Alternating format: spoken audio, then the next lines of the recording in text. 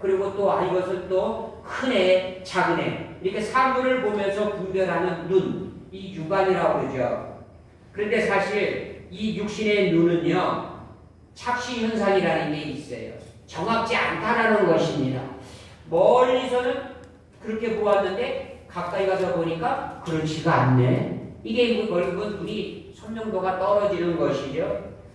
지구상에 가장 시력이 좋은 사람들이 몽골 사람이라고 말하는데 기본이 4.0, 많게는 7.0까지 된다고 그래요. 우리 사람들은 1.0이면 눈이 밝죠. 1.0. 그 우리보다 4배, 5배, 10배 정도 밝은 눈을 가지고 있는 몽골 사람들인데 그들도 그 좋은 시력을 가지고 실수한다라는 거예요. 착시 현상이 있을 수 있다라는 거예요. 두 번째 눈이 있는데 이성의 눈입니다. 이성의 눈. 이 이성의 눈은 뭘 말하냐면 과학은 이성을 대표하는 것이거든요. 그러므로 인해서 이 이성의 눈은 과학의 눈이다라고 말해요. 과학의 눈은 우리 시력보다 더 밝습니다. 더 명확하게 볼 수 있어요. 그래서 우리 눈으로 볼 수 없는 비자립 존재들, 세포나 바이러스나 이런 것들은 우리 육안으로 볼 수가 없지만 과학적인 기제를 통하면은 그런 것들이 다 드러나는 것이에요.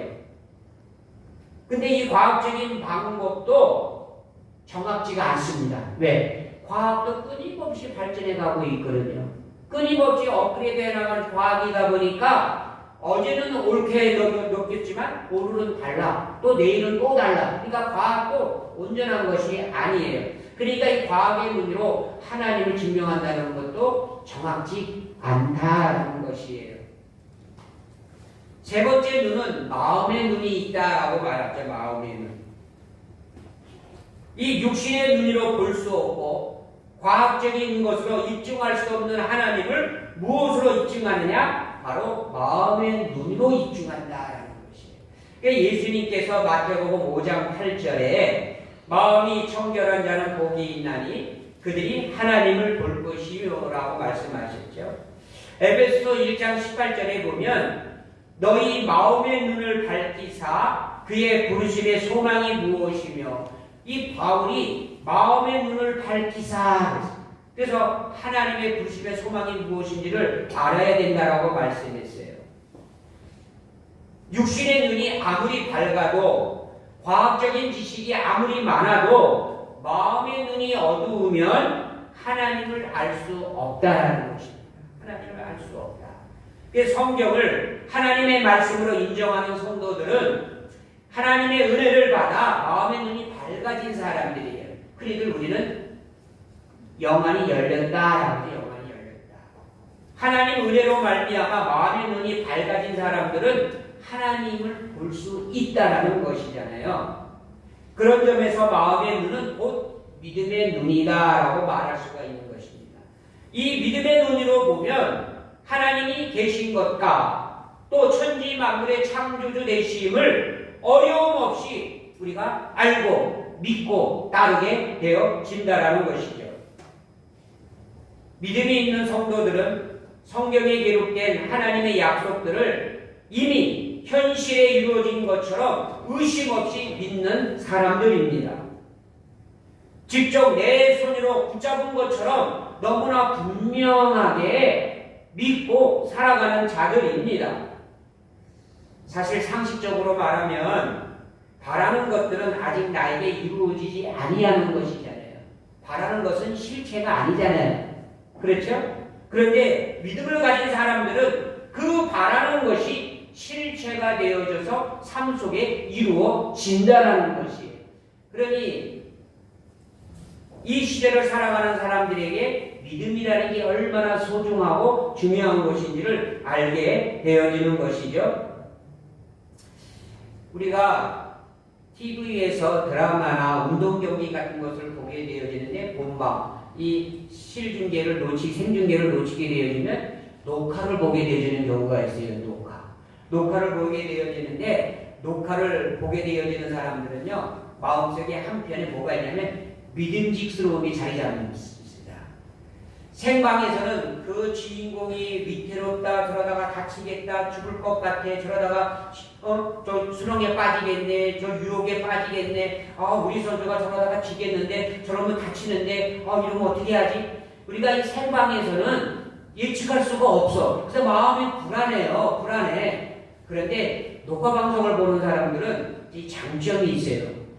대충 그 결말을 좀 정보를 듣고 보게 되어지잖아요. 그러다 보니까 그 위기 순간에 그 혼란한 상황 속에 저도 그 공포스러운 분위기 속에서도 같이 몰두해 가지만 그래도 마음에 안정된 가운데 그 드라마나 운동 경기를 볼 수 있게 되어지는 것입니다. 이게 바로 믿음이에요. 이게 바로 믿음. 이 믿음이 없을 때에는 그냥 너무너무 그냥 땀이 나고 그리고 공포스럽고 두렵고 그리고 막 떨리고 무섭고 그러는데 믿음이 있으면 안정된 가운데 우리가 드라마를 그 녹화를 시청할 수 있다는 거예요. 그래서 믿음이 우리에게 필요한 것이다라는 것이에요. 이 1절 말씀에 보면 바라는 것들이라는 말씀이 있는데 여기서 이 바라는 것들이라고 하는 것은 주관적으로 바라는 것을 의미하지 않습니다. 내 생각대로 내가 원하는 대로 되어지는 것을 말하는 게 아니라 성경에 기록되어 있는 하나님의 약속의 말씀대로 되어지는 것을 의미하는 것이죠. 쉽게 말하면 성경은 하나님의 시나리오입니다.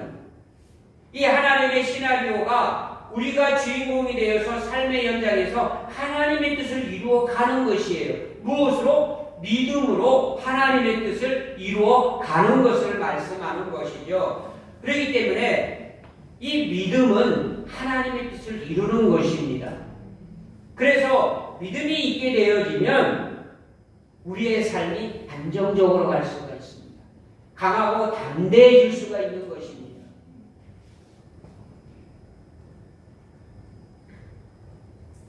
우리 모든 성도들은 이 성경에 기록되어 있는 하나님의 약속들이 이루어지기를 우리는 간절히 바라는 그런 믿음으로 사실 수 있기를 바라고 그 현장의 주인공이 되실 수 있기를 원합니다.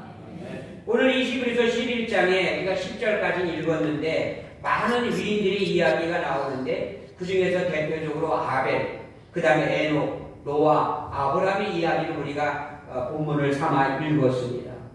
다 믿음의 위인들이라고 우리가 이렇게 존경을 맞이하는 그런 교원 분들이시죠.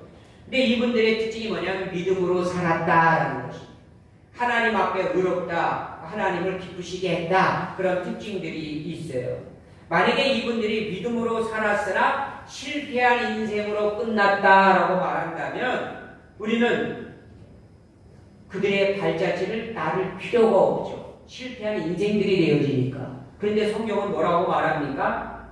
그들은 실패한 인생이 아니라 하나님 앞에 의롭다 하는 증거를 받은 자들이다. 이렇게 말씀하고 있어요. 그런 까닭에 우리가 그 믿음의 선진들의 발을 뒷자취를 따르는 것은 마땅한 후세에 우리에게 증인이 되어지고자 하는 하나님 뜻이 그 안에 담겨져 있다라는 것을 보게 되어지는 것이죠. 우리는 그렇기 때문에 언제나 믿음으로 살아야 됩니다. 성경에 기록된 하나님의 모든 은혜로운 약속들이 반드시 이루어질 것을 믿는 그 믿음으로 우리가 살아야 하는 것이죠. 지금은 우리 그랬습니다. 손에 잡히는 것 없습니다. 또 우리가 눈에 보이는 것도 없습니다. 그렇죠? 또 귀에 들리는 것도 없습니다. 그렇다 할지라도 우리는 성경 말씀을 그대로 믿고 따라야 된다는 것입니다. 그러면 하나님께서 그 믿음 속에 역사하셔서 우리가 바라는 것들이 실상이 되도록 역사해 주신다는 것입니다. 그래서 오늘을 살아가는 우리에게 믿음만큼 중요한 것이 있을 수 없다라는 이야기를 할 수 있는 것이죠. 자, 육신의 눈은 착시 현상을 일으킨다고 그랬습니다. 이송도 완전하지 못하기 때문에 판단에 오류가 있다라고 이야기했습니다. 그러나 믿음의 눈은 모든 것을 분명하게 볼 수 있는 눈입니다. 성경은 우리에게 믿음의 선진들의 행적에 대해서 말씀해 주십니다.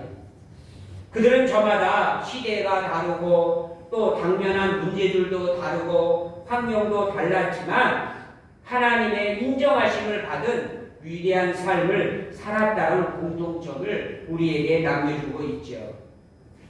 하나같이 믿음의 사람들이었습니다. 그들은 믿음의 눈으로 하나님의 약속이 성취될 것을 바라보았습니다. 마치 바라는 것이 이미 그들에게는 이루어진 것으로 나타났다라고 말씀하고 있는 것입니다. 이에 하나님께서는 그들을 그 믿음을 부끄럽지 아니하시게 하시려고 후대의 우리들을 위해서 믿음의 본으로 삼아 주셨다라는 것이죠. 오늘 우리 기독교인들이 세상의 유혹과 시험에 자주 타협하고 넘어지는 그런 결과를 우리가 맞게 되어져요. 이게 왜 그럴까? 바로 믿음의 본질을 올바르게 알지 못했기 때문이다라고 볼 수 있어요. 많이 들어서 알기는 아는데 머리로 알기 때문에 힘이 없는 것이에요. 진실로 아는 사람은 행함을 통해서 자기의 믿음을 입증해 갑니다. 이게 바로 야고보 사도가 이야기한 것 아니겠습니까? 진실로 믿는 사람은 말로만 하지 않는다는 거예요. 진실한 믿음 있는 사람은 행함으로 자기의 믿음을 증거한다라는 것입니다. 머리로만 아는 믿음은 가능성에 불과하며 그 믿는 바를 행할 때 능력으로 나타나는 거죠. 그 믿는 바를 행할 때 능력으로 나타난다. 그냥 가능성에 불과한 것은요, 이거는 모험심이 담겨져 있는 것이에요. 이거는 바른 좋은 믿음이 될 수가 없어요. 우리가 믿는 말을 순종할 때 믿음은 바라는 것들의 실상으로 보지 못하는 것들의 증거로 나타날 것을 믿습니다. 오늘 예배하는 우리 모든 성도들은 이 믿음의 선진들의 믿음을 본받아서 세상을 이기고 하나님의 기적을 체험하면서 살아가는 믿음의 승리자들이 되기를 원합니다. 일반적으로 기독교의 신앙을 모험심이다라고 이렇게 표현하기도 합니다.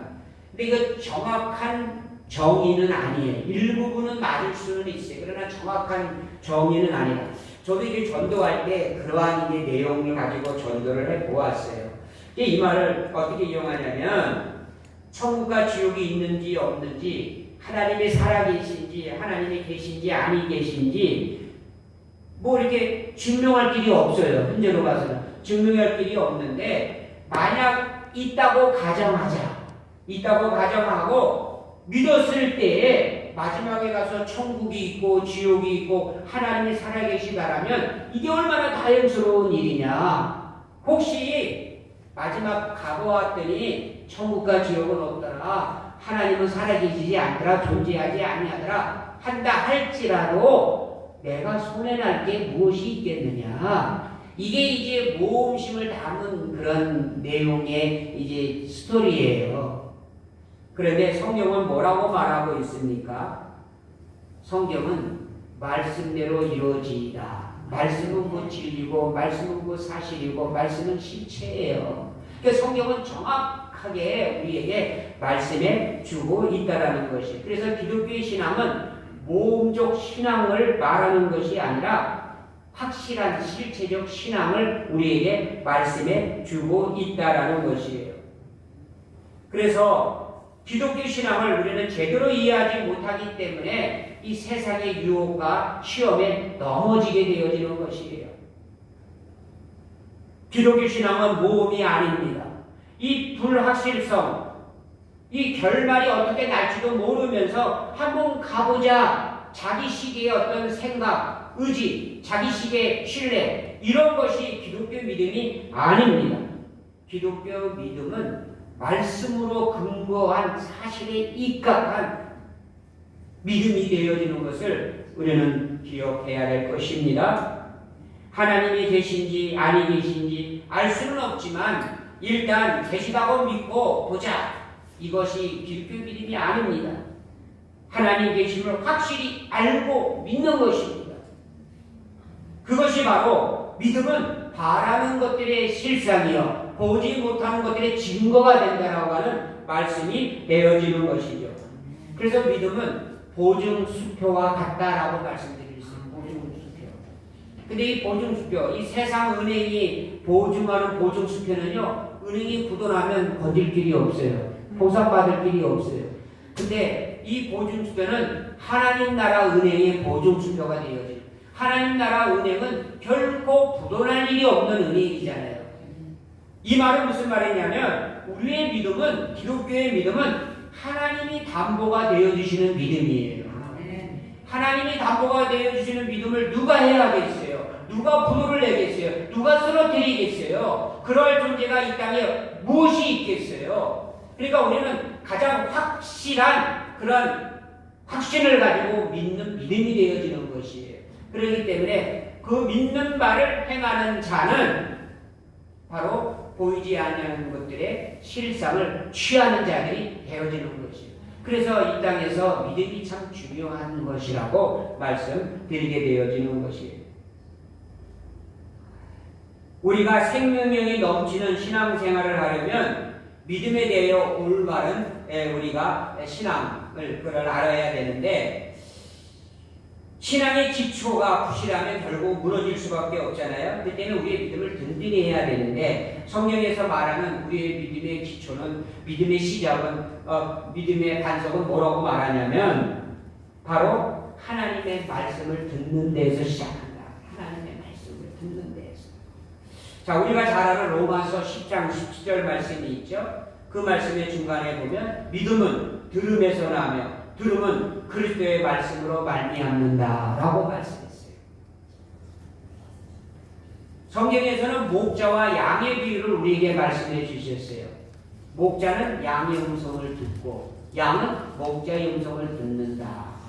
그래요. 자, 양이라고 하는 짐승이 아주 순진한, 단순한 순진한 짐승이죠. 근데 이 양이 혹시 남의 울타리 안에 들어가 있어요. 남의 울타리 안에 들어가 있는데 그 남의 울타리 안에 그 울타리의 주인은 자기의 목자가 아니야. 그러면 자기의 목자가 아닌 음성이 소리를 내요. 그러면 그 양은 어떻겠어요? 불안한 거예요. 그 말이 무슨 말인지 알아듣지를 못해. 불안해. 왜? 내 목자가 아니기 때문에.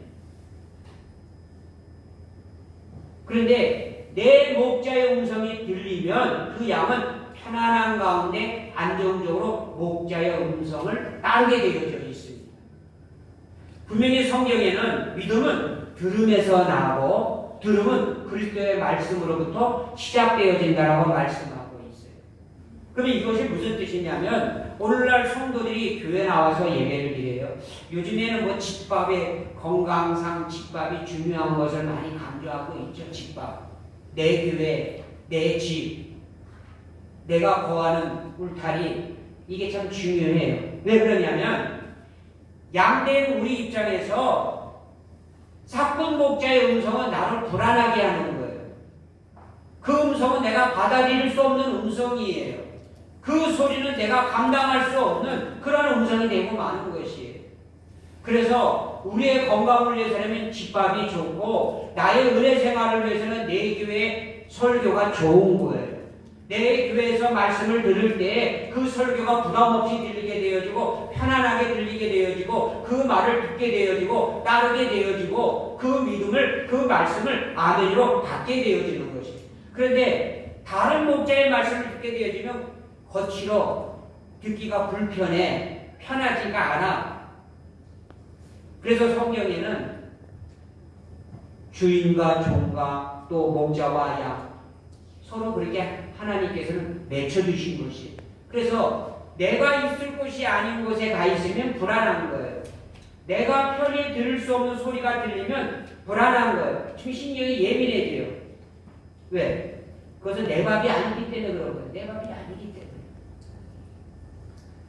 우리의 믿음의 시작이 바로 그리스도의 말씀에서 시작되어지고 또 하나님이 내게 허락하여 주신 목자의 음성에서 허락되어짐을 시작되어짐을 우리가 알게 되어지는 거죠. 그래서 우리의 성도의 믿음은 말씀을 들을 때 주기적으로 그 말씀을 들을 때 내게 허락해 주신 그 말씀을 들을 때 우리의 믿음이 쌓게 되어지고 시작되어지고 믿음이 깊어지게 되어집니다.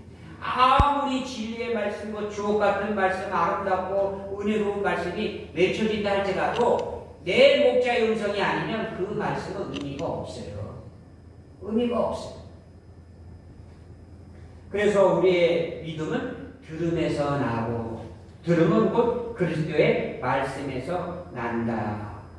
세상 이야기를 아무리 많이 들어도 믿음이 생기지는 않습니다. 잡다한 지식은 많이 드러날 수는 있지만 믿음이 생기지는 않습니다.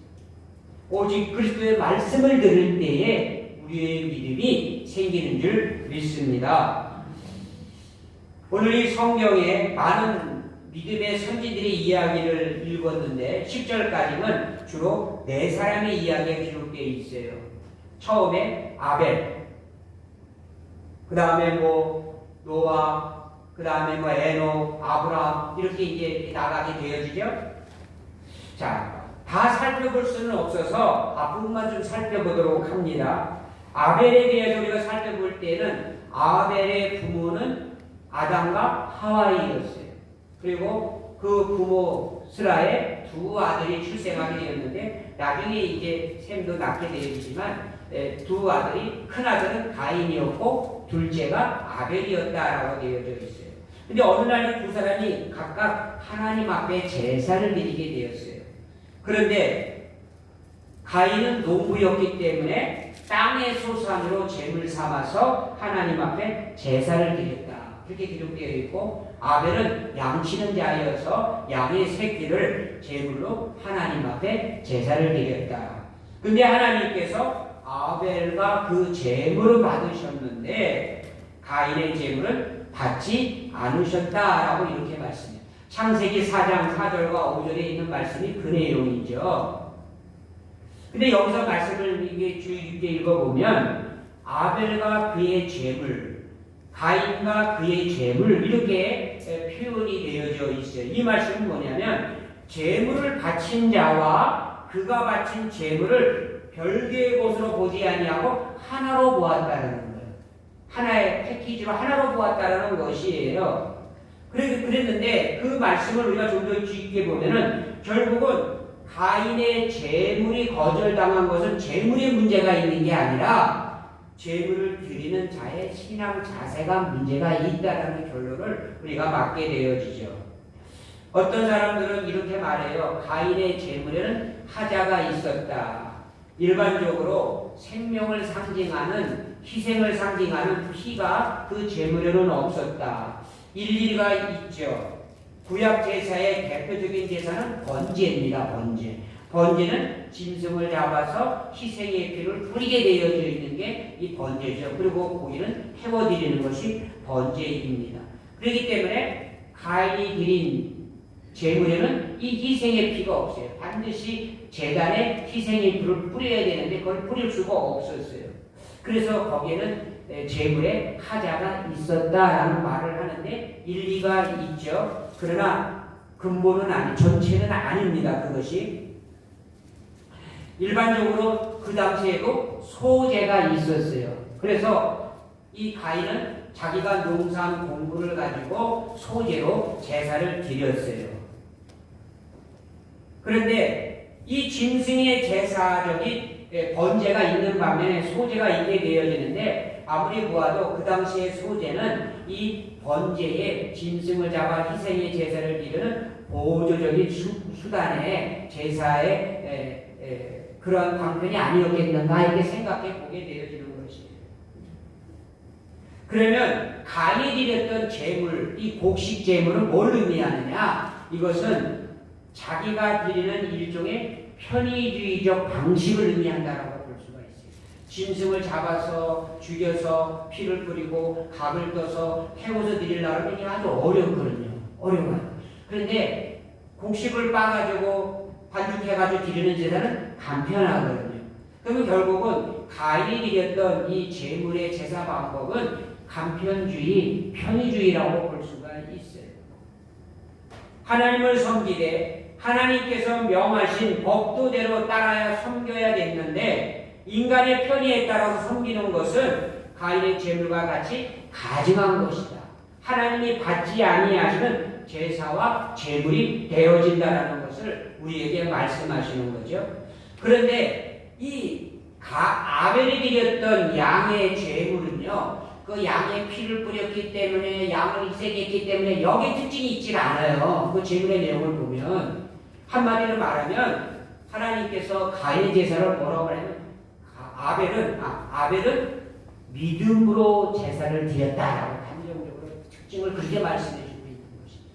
그럼 믿음으로 드렸다는 게 무슨 말씀입니까? 이 믿음으로 드렸다는 것은 하나님이 명령하신 대로, 하나님이 원하시는 대로, 하나님이 알려주신 대로 그 제물과 제사를 드렸다는 것이 좀 번거롭지만, 좀 불편하지만, 좀 끔찍하지만, 힘이 들지만, 그러나 하나님이 원하시는 대로, 하나님이 명하신 대로 아벨은 그 제물 제사를 드렸다는 것. 이것이 하나님 보시기에 믿음으로 드린 제사가 되어졌고, 그리고 하나님을 기쁘시게 하는 제사가 되어졌다. 그러는 반면에 농사꾼이 농산물로 제사하는 곡식 소재를 드리는 것은 어떻게 보면 당연한 것일 수는 있지만, 하나님이 그렇게 이미 다 제사 드려라는 방법에 대해서, 절차에 대해서 이야기해 줬더라면 가인도 그렇게 하는 것이 마땅하지 않았겠는가. 근데 편의주의에 빠져서 자기가 하고 싶은 대로, 자기 생각대로, 자기 편의주의로 행함으로 말미암아 그 제사는 하나님이 받으실 수가 없는, 하나님을 기쁘시게 할 수 있는 제물과 제사가 될 수 없었다. 이제 그러한 말씀이 되어지는 것이죠. 결국은 제물이 중요한 게 아니라 제물을 드리는 사람이 중요한 거예요. 그러면 그 사람에게 있어서 더더욱 우리가 살펴볼 내용은 그가 가진 자세, 믿음이라는 것입니다. 그래서 하나님께서는 아벨과 그가 바친 제물 둘 다 연락하셨다. 따로 보지 않으셨어요. 둘 다 연락하셨다. 그렇게 말씀합니다. 그리고 그 증거는 믿음으로 아벨은 가인보다 더 나은 제사를 드렸다. 더 나은 제물을 드렸다는 의미보다는 그냥 제사, 하나님이 원하시는, 기뻐 받으시는 그런 제사를 드렸다라고 이제 성경은 증언하고 있는 것이죠. 결국은 믿음으로 드리는 제사를 하나님이 기뻐 받으신다는, 편의주의가 아닙니다. 내 방식, 내 생각대로 하는 것이 아닙니다. 좀 불편해도 힘들어도 하나님이 하라고 하시는 대로, 하나님이 원하시는 대로, 하나님이 기뻐하신 대로 드려야 됨을 말씀하고 있는 것입니다. 오늘 이 성경 말씀에 보면 6절 말씀에 보면 우리에게 두 가지를 말씀하고 있어요. 믿음이 없이는 하나님을 기쁘시게 하지 못하나니 하나님께 나아가는 자는 반드시 그가 계신 것과 또한 그가 자기를 찾는 자들에게 상 주시는 이심을 믿어야 할지니라. 여기서 보게 되어지면 반드시 하나님이 계신 것을 믿어야 돼요. 이것이 믿음 생활의 기본입니다. 기본. 하나님이 살아계신 것을 믿지 못하게 되어지면 믿음 생활에 열정이 있을 수가 없어요. 또 하나는 뭐냐면 상 주시는 이심을 믿어야 할지니라 그랬어요. 운동 경기에 참여한 선수들이 정말 혼신의 힘을 다 기울이는 까닭이 무엇입니까? 상 받기 위해서입니다. 만약 상이 없더라면 그들이 그렇게 온갖 정성, 온갖 정열적으로 온 힘을 다 바쳐서 그렇게 경기에 임하지 않을 것입니다. 대충 하고 말 것입니다. 그래서 우리의 믿음 생활은 반드시 하나님이 계신 것을 믿어야 돼요. 그럴 때 우리가 열정이 살아나게 되어지고 헌신하게 되어지고 우리의 수고와 희생이 따르게 되어지고 그것을 오히려 기쁨으로 여기게 되어지는 것이에요. 그리고 상 주시님을 반드시 믿어야 됩니다. 우리 믿음의 사람들 중에는 상이 뭐 이렇게 중요하냐 그러면서 상에 대해서 그렇게 크게 중요하게 생각지 않는 분들이 더러 있어요. 물론 좋아요. 상에 대해서 이렇게 거기에 대해서 연연하지 아니하고 나는 그냥 내 할 소리 하면 되지. 참 좋은 믿음인 것 같아요. 그런데요, 하나님이 상 주시는 이심을 믿지 못할 경우, 그것에 대한 기대감이 없으면 당연히 우리의 열심도 떨어집니다. 우리의 힘도 약해질 수밖에 없어요. 우리의 헌신도 약해질 수밖에 없어요. 근데 상 주시는 이심을 믿을 때에 우리의 열정과 우리의 헌신과 우리의 수고와 희생이 더욱 힘을 내게 되어지는 것이에요. 그래요? 그 다음에 하나님 나라 상 받는, 아니 세상 상을 말한 게 아니고요. 하나님 나라 상을 이제 말한 거예요. 뭐 이렇게 또 넘어가시는 분들이 있지만 결국은 이 땅에서 우리 신앙의 생활이 하늘나라의 상급이에요. 이 땅에서의 근거가 없는 하늘나라의 상은 있을 수가 없습니다. 이 땅에서의 흔적, 삶의 흔적을 놓고 하나님은 우리의 상을 결정해 주시는 것이에요. 그래서 우리는 반드시 하나님이 계신 것과 그리고 하나님은 자기를 찾는 자들에게 반드시 상 주시는 임을 믿을 때에 우리는 이 땅에서 진정한 믿음을 가지고 정말 강한 믿음을 가지고 우리가 하나님이 원하시는 그 길을 갈 수 있다라는 것입니다. 요즘에는 이 코로나 때문에 정말 이 한국교회 신앙이 전체가 지금 흔들리고 말았습니다. 교회 소식도 들어보면은요, 참 난리가 아닙니다. 저희 교회도 똑같습니다. 저희 교회는 뭐 예일 수가 없죠. 다 똑같지요. 같은 땅에 같은 교회들이 터인데 정말 그 어느 때보다 우리 믿음의 백성들이 이제는 깨어 정신을 차리고 기도할 때입니다. 코로나 바이러스 우리가 예방하고 이제는 안전하게 수직시키는 거 중요합니다. 우리가 할 도리는 다 해야 되지만 하나님 앞에 이제 함께 예배하는 것을 더 이상 늦출 수가 없습니다. 다시 한번 우리는 마음을 새롭게 하고 믿음 가운데 서서 하나님을 기쁘시게 하는 일에 우리 모두가 진력하여 나가는 주의 권속들과 교회가 되실 수 있기를 주님의 이름으로 소원합니다. 아멘. 사랑하시는 아버지 하나님, 주님의 그 크신 사랑 감사합니다. 오늘 4월의 끝주일을 맞아 주님 앞에 나와 예배하면서 다시 한번 우리의 감격스러운 마음을 하나님 앞에 드립니다. 하나님은 반드시 살아계시고 하나님을 찾는 자들에게는 상 주심을 믿으면서 오직 우리의 믿음, 그 말씀을 기본으로 한 그 믿음, 흔들리지 않는 그 믿음, 그 말씀의 실체가 우리 삶 속에 이루어지는 그 믿음을 가지고 살아가는 주의 성도들 되게 하옵소서. 감사하고 예수님의 이름으로 기도드리옵나이다. 아멘. 찬송 315장 부르시겠습니다.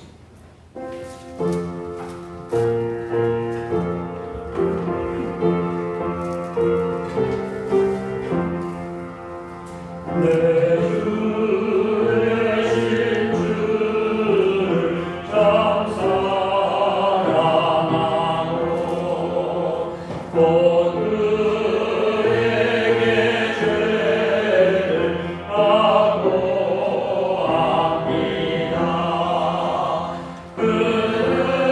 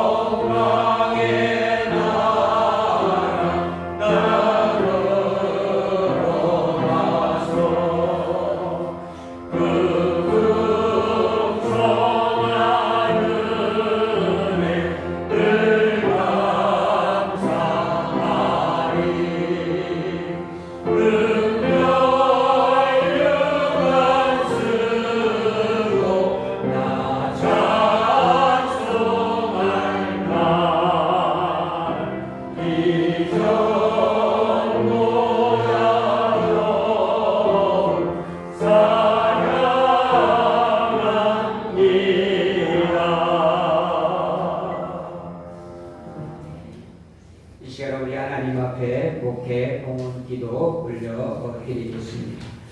거룩하시고 자비로우신 아버지 하나님, 그 크신 은혜를 감사합니다.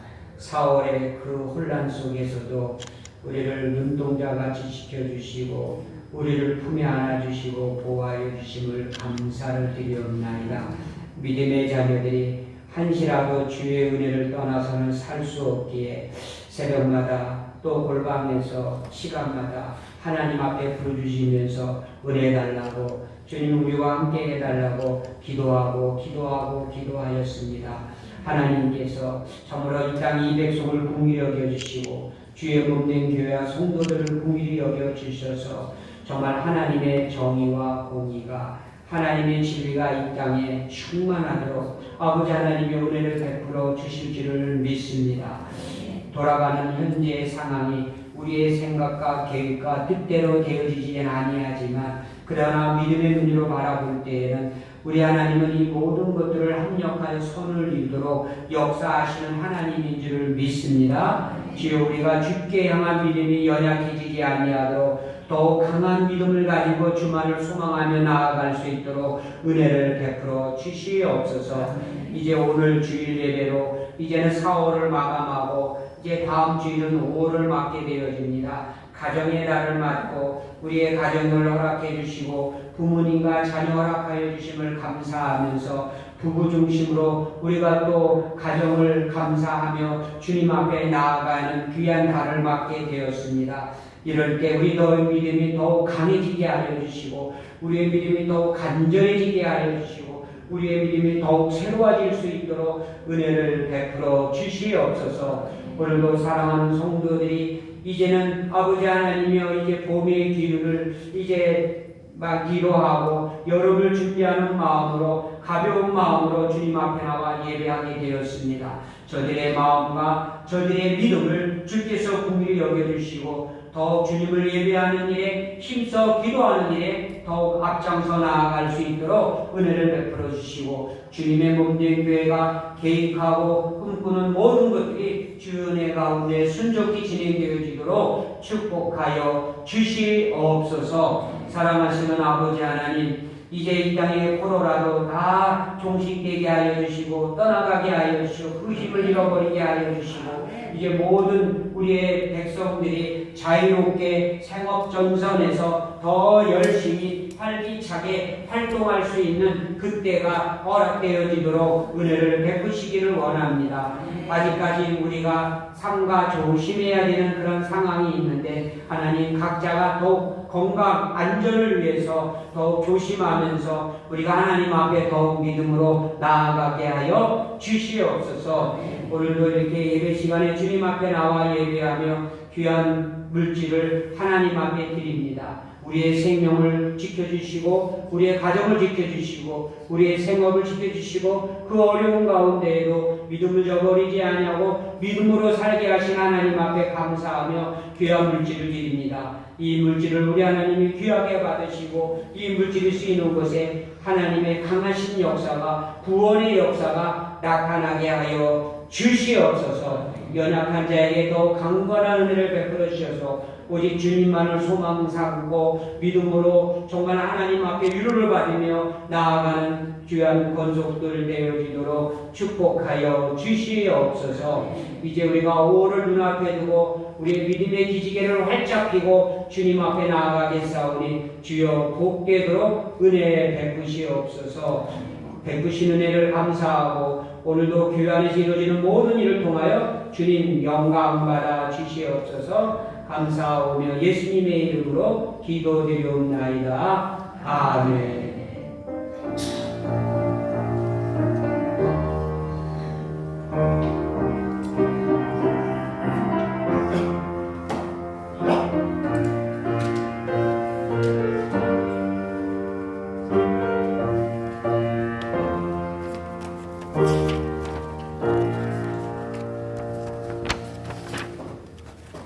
교회 생활 알려 드립니다.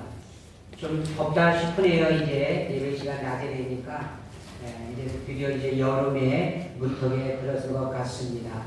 우리 모든 성도들 이제 이 여름에 더욱 우리가 열심히 해서 주의 교회를 잘 섬기는 주의 본속들 되기를 원합니다. 아직까지 정부는 5월 5일까지 조금 아주 사회적 거리두기라든가 여러 가지 안정 수칙에 대해서 말씀하고 있는데 안전에 관해서는 우리가 1년 전보다 365일 우리가 늘 조심해야 되겠죠. 그런데 우리가 이미 예고한 대로 더 이상 우리가 인내하고 참고 또 기다릴 수는 없고 이제 4월을 끝으로 해서 우리가 이제 믿음의 기지개를 활짝 펴고 우리가 주님 앞에 나아가려고 합니다.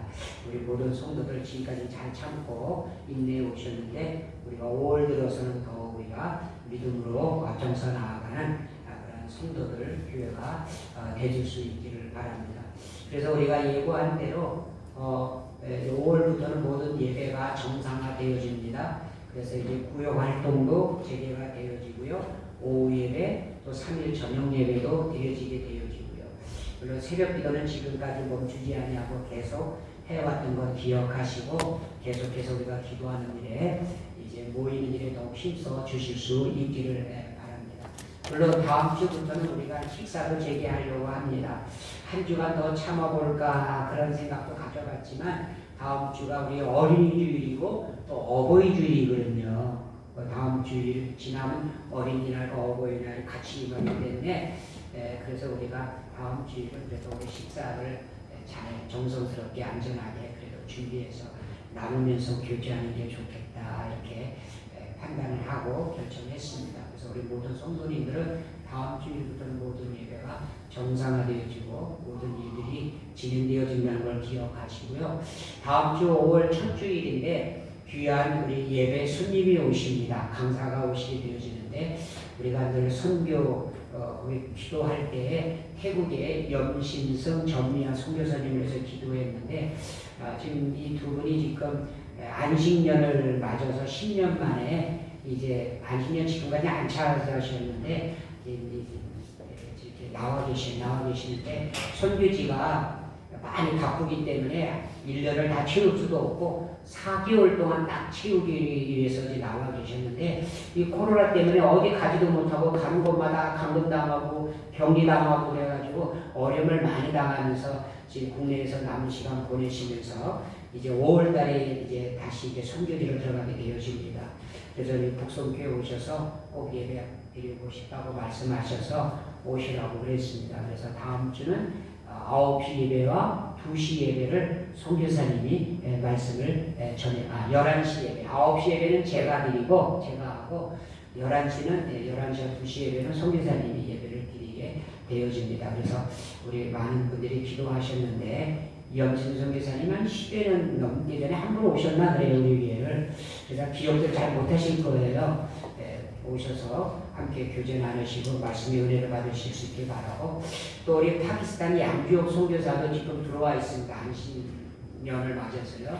근데 이제 우리 양주옥 선교사는 부산 장신대에서 이제 교수가 되기 위한 그 학문에 지금 공부를 하고 있어요. 왜냐하면 선교지 가서 신학생들을 가르쳐야 되기 때문에 그 라이센스가 필요해가지고 일정 기간 동안에 또 이제 교육을 받고 있어요. 그래서 들어가기 전에 우리 교회 와서 함께 또 예배 드릴 수 있는 시간이 주어질 것 같은데 선교사들을 위해서 계속 기도해 주실 수 있기를 바랍니다. 이제 5월의 첫 주가 금요일입니다. 5월의 첫 주가 금요일인데 금요일 우리가 5월의 첫날을 우리가 이제 월삭 새벽 기도일로 나갑니다. 그래서 우리 모든 새벽 잠자던 사람들 다 깨어서 나오시기를 바라고요. 우리가 주구에는 구역 찬송 2구역이라고 되어 있는데 2구역이 아니라 3구역이라고 정정 광고가 들어왔네요. 그래서 금요일날 월삭 새벽 기도 때에 구역 찬송은 3구역 식구들 준비하실 수 있기를 바라고요. 그날이 금요일에서 연합구역 예배를 드립니다. 구역 활동 시작하면서 연합구역 예배로 먼저 드리게 되는 거 기억하시고 우리 모든 구역단 장관들 함께 모여 주실 수 있기를 바랍니다. 그리고 임명합니다. 오늘부터 이미도 우리 봉사를 하셨고 준비를 하셨는데 우리 임마누엘 찬양계 이진숙 권사님이 주의를 맡아 수고하시게 되셨습니다. 지금까지 우리 신미숙 집사님이 여러 가지 수고를 많이 하셨고 우리 고도현 집사님은 이제 모든 성가대 책임자로서 수고를 많이 하시고 계셨는데 그래도 주의자가 이제는 생겼습니다. 그래서 이진숙 권사님이 다음 주부터는 이제 성가대 찬양 주의를 해주시겠는데 어느 분인지 잘 모르시죠? 한번 이진숙 권사님 일어나 보시죠. 마스크를 쓰고 계셔서 마스크 한번 벗어주세요. 어떤 분이신데 이진숙 권사님입니다. 앞으로 기도해 주시고 좋은 경례가 있기를 바라고요. 오늘 이제 임명되셨으니까 이 예배 마치고 나면 찬양대들의 연습이 있게 됩니다. 서로 교제 나누면서 연습인 거 기억하시고 우리 찬양대원들은 잘 따라서 해주시기를 바라고요. 우리 신미수 집사님은 이제 주의를 이제 손을 누르면서 소프라노 이제 또 깨꼬리 목소리로 또 찬양하실 것이고 수고를 많이 하실 것입니다. 감사를 드리고 우리 또 고도현 집사님은 뭐 여러 가지로 우리 성가대는 독보적인 존재이신데 계속 수고해 주시고요. 그래서 우리가 예배 때 아름다운 찬양이 하나님 앞에 드려질 수 있기를 바랍니다. 그리고 우리 이명환 교부 우리 어디 있어요? 저기 우리 교회학교 교사로 이미도 우리 이렇게 수고하고 있는데 임명합니다. 많은 수고 해 주실 수 있기를 바랍니다. 오늘 1부 때에는 우리 차동송 권사님 1부 예배를 드리시고 하셨어요. 1년 정도 되셨나? 금년 들어서도 처음이지만 그 전부터 몸이 불편해서 못 나오셨는데 이렇게 와서 예배를 드리시고 가셨어요. 오늘 보니까 그동안에 못 나왔던 권사님, 시장님들 보이시는 것 대해서 감사하고 이제는 믿음의 기지개를 활짝 펴고 화이팅! 그리고 이제 나가시면 됩니다. 우리가 믿음으로 열심히 하실 수 있기를 바랍니다. 다 같이 일어나셔서 끝찬송 부르시겠습니다.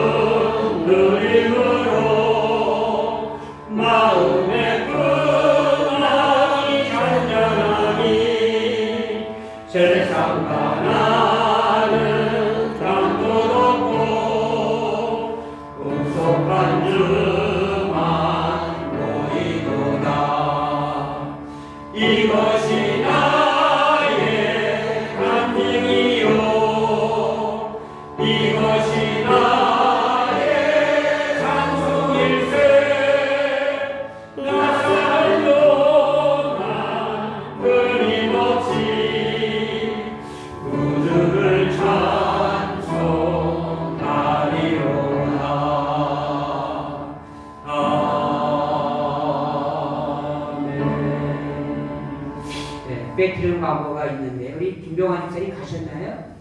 저 뒤에 계시는군요. 1부 예배를 열심히 드리시더니 2부까지 지난주에 못 나오셨다고 꽃배기로 은혜 받으시는 것 같아요. 지난해 양쪽 눈을 수술할 때 보니까 백내장 수술이 한 게 아니라 노인성 수술이라 가지고 큰 수술을 하셨는데 보니까 비싼 수술이면서 중요한 수술 받느라고 일주일 내내 병원에 계시다가 오늘 이렇게 예배드리기가 감사하고 강단에 수국화 화분 2점과 또 뭐 꽃나무도 여러 나무 사오셔가지고 장로님 한 장로님 심으시고 하셨던데 감사하고 우리 정원에 꽃이 이제 많이 피게 돼 있거든요. 김명식 집사님 때도 없이 교회 와가지고 꽃가을 분위하느라고 정신이 없는데 수고하는 분들에서 감사를 드리고요. 우리 모두가 이 교회는 내 교회입니다.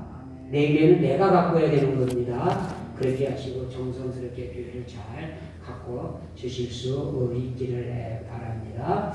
우리 교육관에 가보시면 교육관이 새롭게 단장됐어요. 중간방, 또 중고등부방 너무 새롭게 환하게 단장됐거든요. 가셔들 보시고 그동안에 이런 수고를 했구나 그러면서 서로 하나님 앞에 감사가 있기를 원합니다. 기도하겠습니다. 지금은 우리 주 예수 그리스도의 크신 은혜와 하나님 아버지의 극진하신 사랑하심과 성령의 감화, 감동, 교통, 충만, 역사하시는 은혜가 오직 믿음의 주여 온전케 하시는 주님만을 바라보며 그 믿음으로 살기를 원하는 사랑하는 모든 권속들 머리 위에 이제부터 영원토록 함께 하시기를 간절히 축원하옵나이다. 아멘.